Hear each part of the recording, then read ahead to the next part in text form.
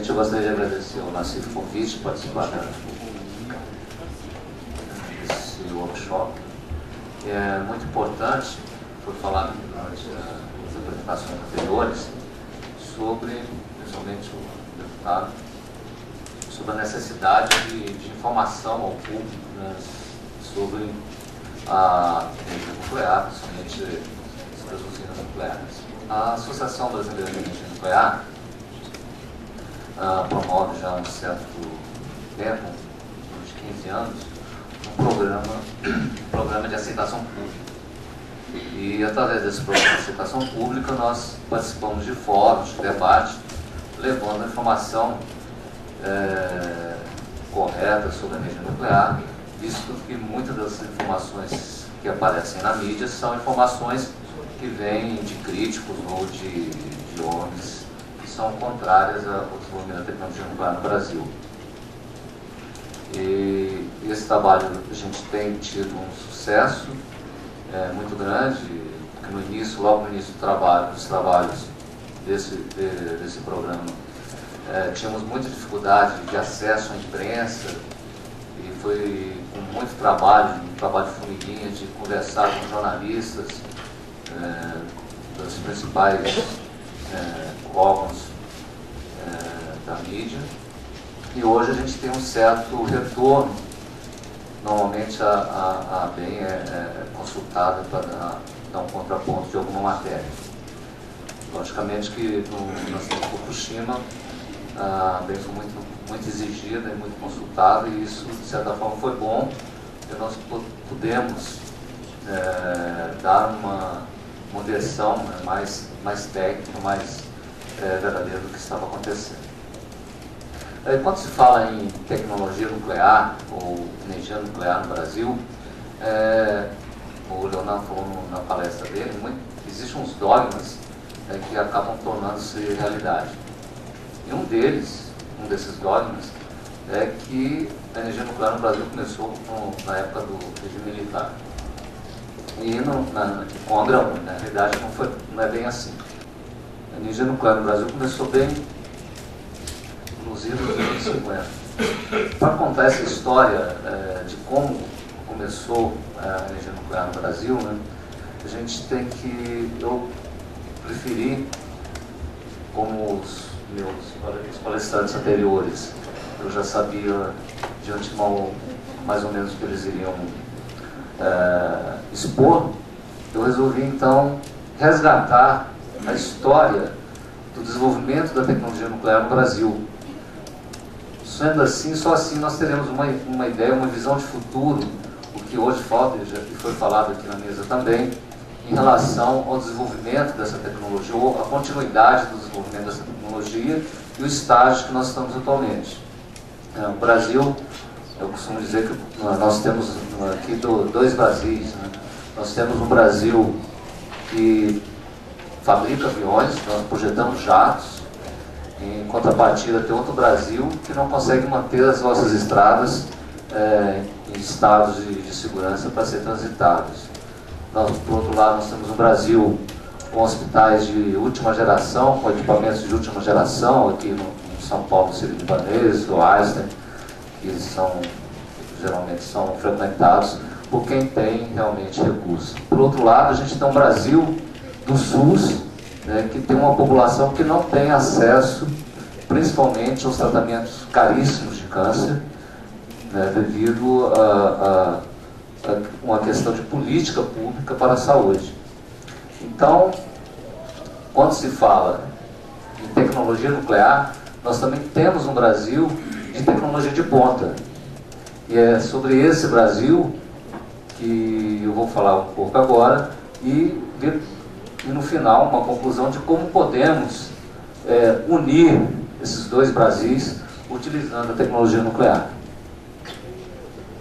Então, após a Segunda Guerra Mundial, os países, principalmente os países que ganharam a Segunda Guerra Mundial, eles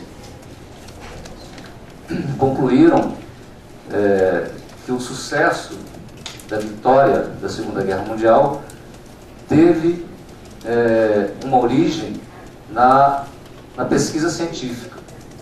Foi devido à pesquisa científica, né, que eles conseguiram desenvolver, os Estados Unidos conseguiram desenvolver a bomba atômica e outras armas que foram utilizadas, outros meios que foram utilizados na Segunda Guerra Mundial, vieram da iniciativa da pesquisa científica.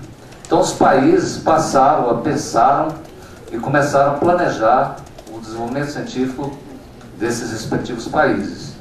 Aí eu tirei aqui uma menção do chefe de gabinete do presidente Truman, que ele dizia o seguinte: a segurança e a prosperidade dos Estados Unidos da América dependem hoje, como nunca antes, da rápida extensão do conhecimento científico. E na França, no mesmo período, né, um famoso cientista francês, o Charles Murot, também declarou que é da maior urgência organizar a ciência para a batalha científica e industrial que se vai travar. A impulsão científica é universal. O grande movimento da ciência conduzirá doravante o mundo. E baseado nessas declarações, esses países começaram a investir muito nas instalações de laboratórios de pesquisa científica. Os Estados Unidos praticamente quase que duplicou o investimento em pesquisa científica.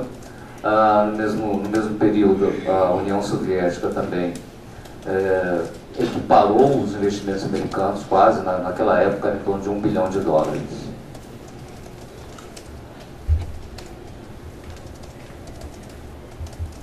Então, a fase do desenvolvimento da tecnologia nuclear no Brasil, principalmente em pesquisa em energia nuclear, entre 1934 e 1955, predominou o ideal nacionalista, e isso também vivido por todos os países naquela época. Em 1946, né, a Comissão de Energia Atômica da ONU convocou uma sessão para votar ou para discutir, né, o Plano Baruch. O Plano Baruch, na realidade, assegurava aos Estados Unidos da América o monopólio da tecnologia e das matérias-primas nucleares do mundo ocidental.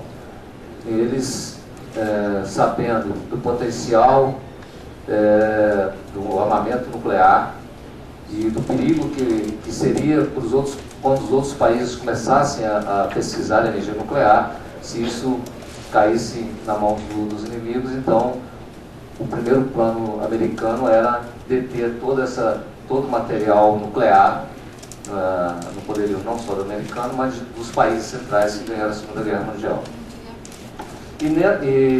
Nessa sessão, o almirante Alvo Alberto chefiou a comitiva brasileira, né, que participou dessas discussões, e a participação do almirante Alvo Alberto foi muito intensa, que ele acabou assumindo a presidência dessa sessão, e ele foi fundamental na derrubada dessa proposta do Plano Baruch. E, posteriormente, ele voltou ao Brasil, retornou ao Brasil, e, chegando ao Brasil, ele propôs ao presidente Gaspar Dutra uma política para a área nuclear, principalmente que o Brasil não tinha conhecimento das suas reservas de urânio, de material nuclear. E ele chegou com essa intenção e principalmente pensando como o Brasil poderia desenvolver a pesquisa em energia nuclear no país, sabendo que a energia nuclear é multidisciplinar e o país deveria desenvolver ou formar-se especialistas em todas as áreas para poder iniciar uma pesquisa na área de energia nuclear. Então, em 1951, depois de muitos esforços do almirante, ele conseguiu aprovar a criação do CNPq. Então, o CNPq ele foi criado basicamente para coordenar a prospecção de material nuclear no país, principalmente de urânio e tório. E quando foi aprovada a lei número 1310, o almirante Alvo Alberto mencionou que era a lei áurea da pesquisa no Brasil. E o CNPq foi criado justamente para formar recursos humanos em todas as áreas científicas, né, não só voltado para a área nuclear, mas em física, em química, em biologia, em todas as áreas.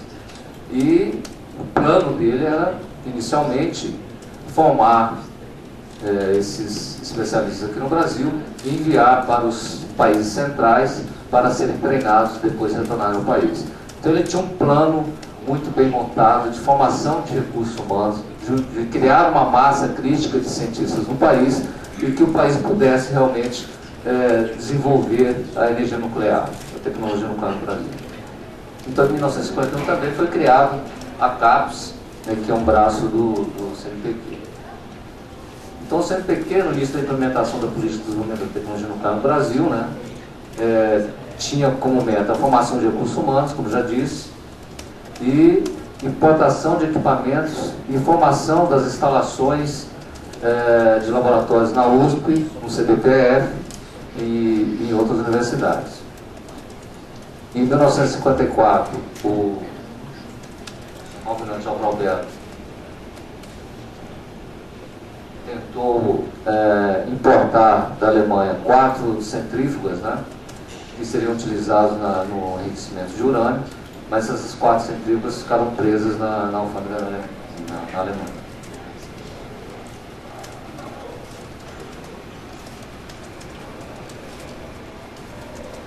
Então começou, a partir daí, segundo o plano dele, a criação de institutos de pesquisa voltados para pesquisa em energia nuclear. Então, em 1952, foi criado o Instituto de Pesquisas Radioativas na UFMG, o IPR, né, que em 1960 foi inaugurado o reator Trida, e o centro também abrigou o grupo do tório, né, e esse grupo foi extinto em 75. Em 77 o IPR se transformou no CDTN, que existe até hoje. O CDTN é um instituto da Comissão Nacional de Energia Nuclear. Este período também foi um período de formação de recursos humanos. Em 55, praticamente acabou o sonho do almirante Álvaro Alberto em ter um programa nuclear no Brasil. Com o suicídio do presidente Getúlio Vargas, né, ele foi exonerado do CNPq, e aí iniciou-se uma nova fase do programa nuclear brasileiro. Apesar dele ter saído do CNPq, o almirante Álvaro Alberto deixou um legado muito importante, que foi a consciência no país da formação de uma massa crítica de cientistas. E isso, nós vamos ver, vamos apresentar mais tarde, que foi dado continuidade a esse plano do almirante Álvaro Alberto nos anos recentes, que o Dr. Rex Nazaré já foi embora, né, mas ele foi o grande coordenador de formação de recursos humanos no setor. Então a fase de 55 a 74 foi predominada pela criação de institutos de pesquisa, instalação de reatores de pesquisa e formação de recursos humanos qualificados.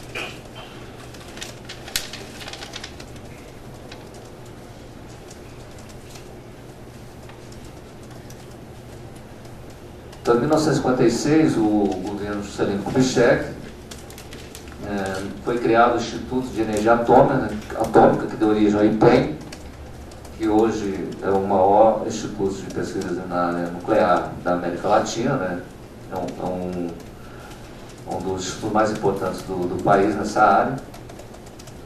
E em 58 foi inaugurado o reator R1. Este reator ele foi doado pelos Estados Unidos dentro do programa Átomos da Paz, mas a doação foi um prêmio, na realidade. O governo americano na época doava o reator para quem construísse o reator no menor prazo possível, né? E esse reator foi construído em 1 ano. Dessa forma ele veio de graça para o Brasil. E em 56 também foi criada a Comissão Nacional de Energia Nuclear, né, que era como um braço do CNPq. E o Rondinelli já falou isso. Em 62 foi formalizado, né, regulamentado a criação da CNEM. Em 63, a criação do Instituto de Energia Nuclear, o IEN, na UFRJ, que foi um convênio da CNEM com a UFRJ. E nesse instituto foi construído, né, o Argonauta, o reator Argonauta, que está em operação até hoje. Em 66, a criação do Centro de Energia Nuclear na Agricultura, SENA, que desenvolve pesquisas importantíssimas de aplicação da energia nuclear na agricultura. Em 72, o Brasil assinou um acordo com os Estados Unidos para a aquisição de um PWR, né, que é o reator Angra 1, sendo que em 59 teve o presidente Juscelino Kubitschek tentou, né, teve a iniciativa de construir a primeira usina nuclear no Brasil, que seria em Mambucaba, mas esse plano não foi à frente. Em 72, com a aquisição desse reator junto aos Estados Unidos, foi escolhido um local perto de Mambucaba, né, em Itauá. Então, em 72, foi criado o Instituto de Radioproteção e Dosimetria, IRD, que é subordinado à CNEM.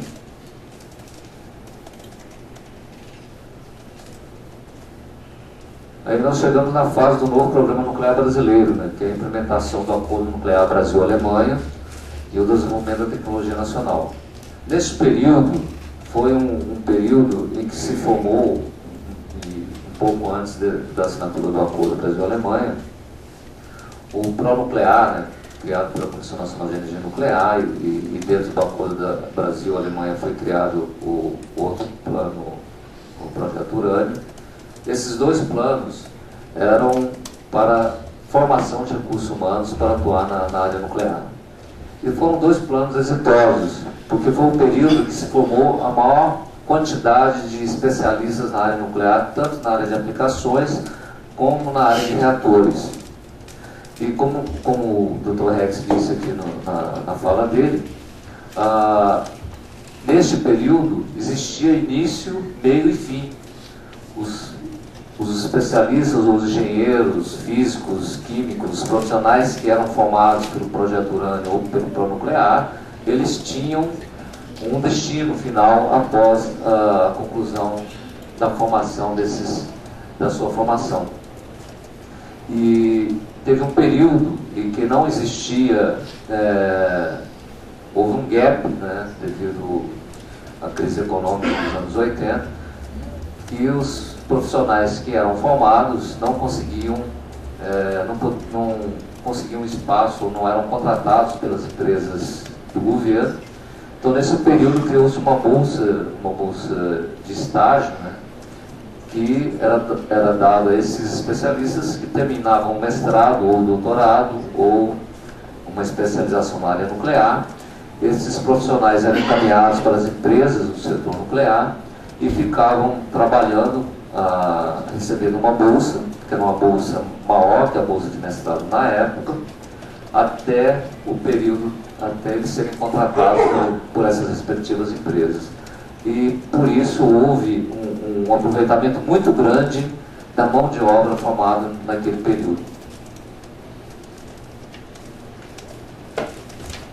Então, em 1975, né, foi assinado o Acordo Brasil-Alemanha, e iniciou-se um programa nuclear paralelo a cabo da Marinha, com a participação do IPEM, né, com o objetivo de desenvolver um submarino nuclear.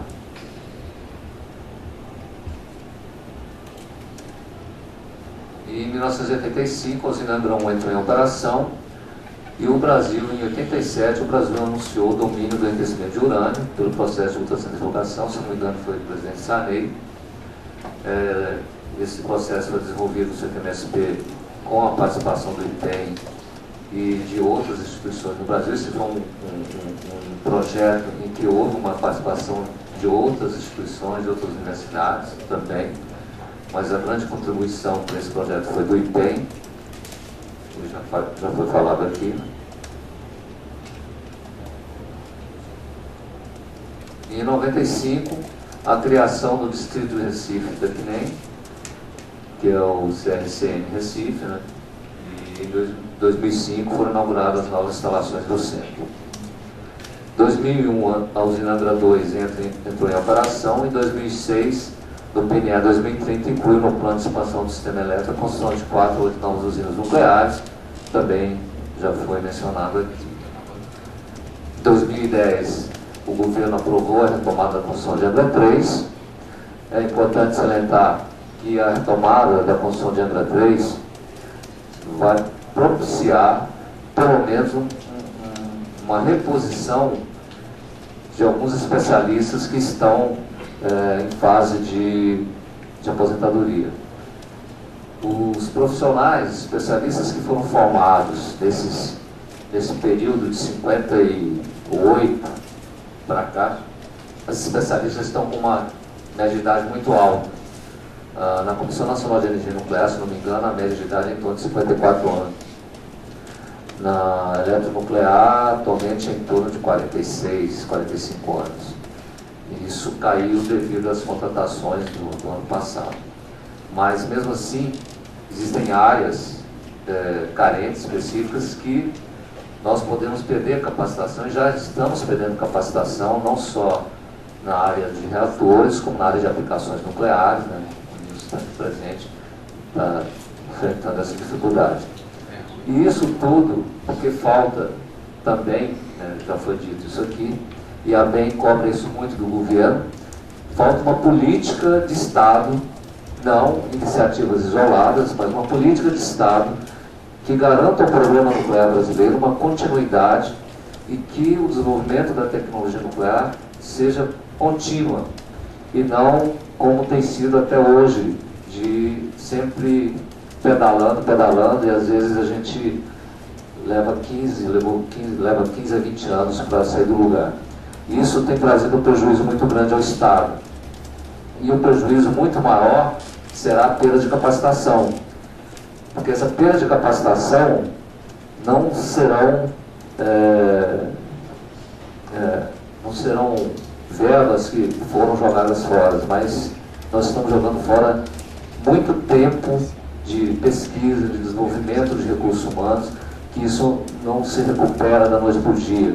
Só para você ter uma ideia, ano passado, o Chile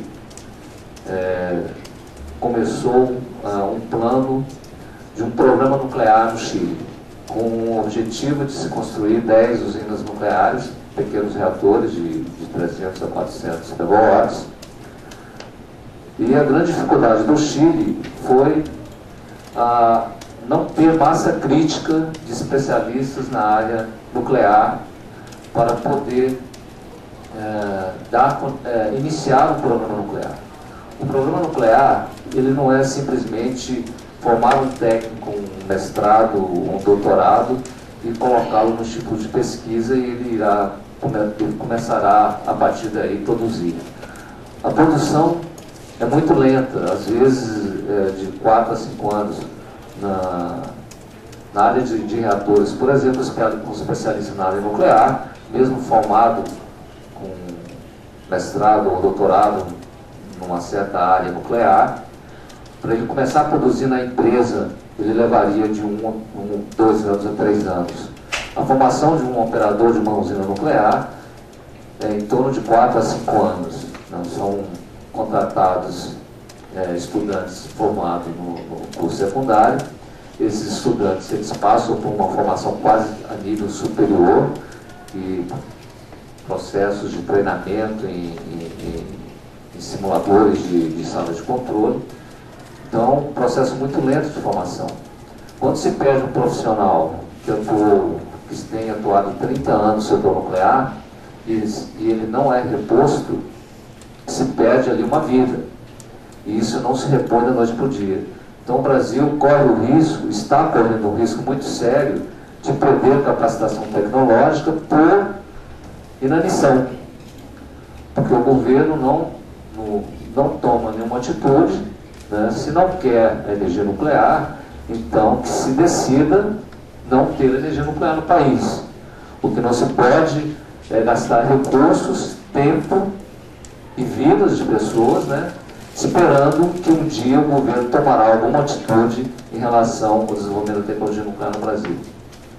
E, como foi mostrado aqui, né, a energia nuclear no Brasil é muito importante para o país, principalmente na área de geração de energia elétrica, o Leonan mostrou, e o Dr. Rex Nazaré também, na apresentação dele, mostrou como é importante a energia nuclear no país, não só para a geração de energia, mas também para aplicações nucleares, que eu vou mostrar nesse instante. Então, as aplicações nucleares são um processo de produção de radiofármacos, né, que é utilizado na medicina nuclear, e também pode ser utilizado em outras áreas. A partir de radioisótopos, né, a partir de um reator de pequeno porte, em um ciclo, é possível produzir radiofármacos, e esses radiofármacos são enviados para ser utilizados na medicina nuclear. Atualmente, no Brasil, são realizados em torno de 2,6 milhões de procedimentos com radiofármacos, né? E esses procedimentos são utilizados em diagnósticos e em terapias de câncer. Infelizmente, a população como um todo não tem acesso a esse tipo de tratamento, é muito difícil, apesar de termos o INCA, mas o INCA é um hospital pequeno pela quantidade de pessoas com câncer. O câncer é a segunda doença que mais mata no país, a primeira são problemas circulatórios, problemas cardíacos, o segundo é o câncer. E a BEM tem lutado para que se ocorra uma massificação desse tipo de tratamento, que as pessoas, todos os brasileiros tenham acesso a esse tipo de tratamento, e um meio seria obrigar o seguro-saúde custearem esses diagnósticos e terapias de câncer, principalmente o tomógrafo por emissão de pósitrons, né, o PET, que é a última geração de tomógrafo, que com esse é possível detectar o câncer no início, e o tratamento fica muito mais barato para o Estado e até para o seguro-saúde, né, no caso, e até salvar vidas, né? Então, mas nem todos têm acesso a esse tipo de tratamento, a esse tipo de diagnóstico, porque é muito caro. O Hospital Samaritano no Rio de Janeiro tem o PET, e o custo do exame é em torno de R$ 4.500, R$ 5.000. Então, a população não tem acesso a esse tipo de tratamento. Outra aplicação na medicina nuclear, o Rodinei já mencionou aqui, né, são a esterilização de produtos farmacêuticos e cirúrgicos, né? Então, cotonetes, band-aids, algodão, são todos esterilizados, porque é possível esterilizar esses produtos sem modificar a propriedade desses produtos. O medo ou até o receio de divulgar isso pelas indústrias farmacêuticas, né? Nós temos uma revista, editamos a revista Brasil Nuclear, e certa vez nós decidimos pôr em pauta a produção desses produtos farmacêuticos, né? Então sabemos que algumas indústrias utilizam irradiadores, e procuramos uma dessas indústrias, né? E eles se negaram a dar entrevista ou participarem da matéria, e nos proibiram de divulgar até o nome dessa indústria. Aqui é uma aplicação da irradiação gama para a recuperação de obras de arte. Aqui embaixo estava esse quadro, né, uma pintura peruana do século XVII. Essas pinturas são e após a irradiação gama, a recuperação desse quadro.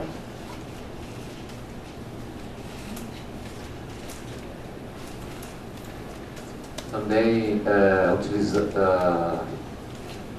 as aplicações nucleares utilizadas também na datação, utilizado também no controle de monitoração do meio ambiente, de poluição do ar, de rios e lagoas, né?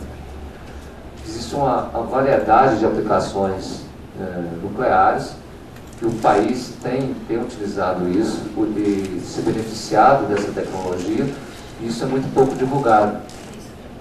uma das aplicações nucleares também na agricultura, que ajudou o país a aumentar a produção de leguminosas, principalmente na plantação de soja, né, que é a irradiação de tufas.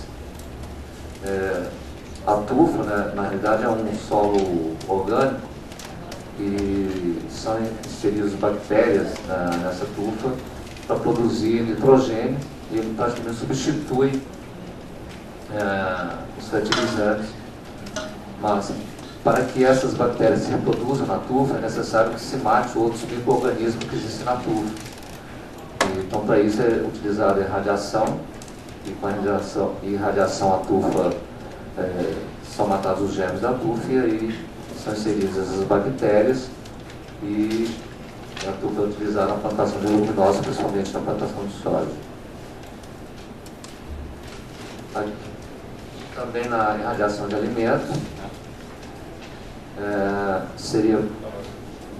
é uma técnica muito importante que o país poderia utilizar, principalmente para a regulação de preços do mercado de grãos. Os grãos, quando irradiados, eles têm um período de armazenamento maior, prolongado esse período de armazenamento. As frutas exportadas para o exterior, até comercializadas no país, quando irradiadas, elas duram mais tempo no supermercado, em prateleiras. Para exportação, é possível exportar por navios, não necessariamente por via aérea, porque ela tem um período maior de duração. Aqui é um exemplo do lado esquerdo.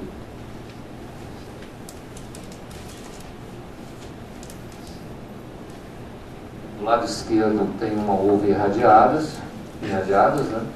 Do outro lado um cacho que não foi irradiado 10 dias após, a diferença entre os dois cachos. Então, o Rondinelli também acho que mencionou isso em Petrolina. Existe, não sei se já está em operação, um irradiador em Petrolina, e a cooperativa de plantadores de frutas, né, que estão montando esse irradiador, justamente para irradiar as frutas, mangas e uvas para exportação. Também outra aplicação importante também que está sendo usada em Petrolina seria matar a mosca-fruta. Alguns países não importam frutas contaminadas por mosca-frutas. Os Estados Unidos, por exemplo, eles não importam. Então, o processo que existe hoje, o convencional, é um processo térmico, né, que é caro e acaba alterando as propriedades da fruta. Estou terminando. E o processo seria matar, esterilizar os machos, né, as moscas machos, e soltar no ambiente das moscas. Essas moscas transariam com as moscas fêmeas, né, e como nós não produziriam os filhotinhos das moscas, e com isso reduziria a quantidade de mosca na área. Então está sendo feito em Petrolina e barateando o custo de produção das frutas. Outra aplicação na indústria, né, seria na indústria de cabos, a oscilador de nêutrons, de elétrons, utilizando feixe de elétrons, que é uma figura do IPEM.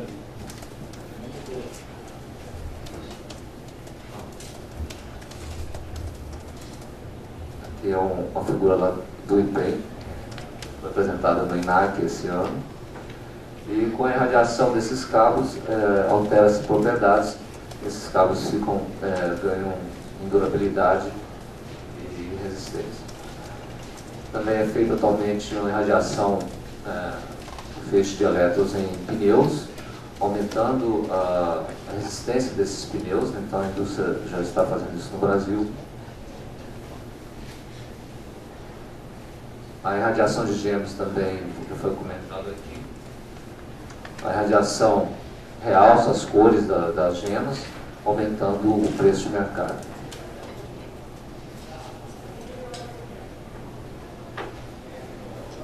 Obrigado.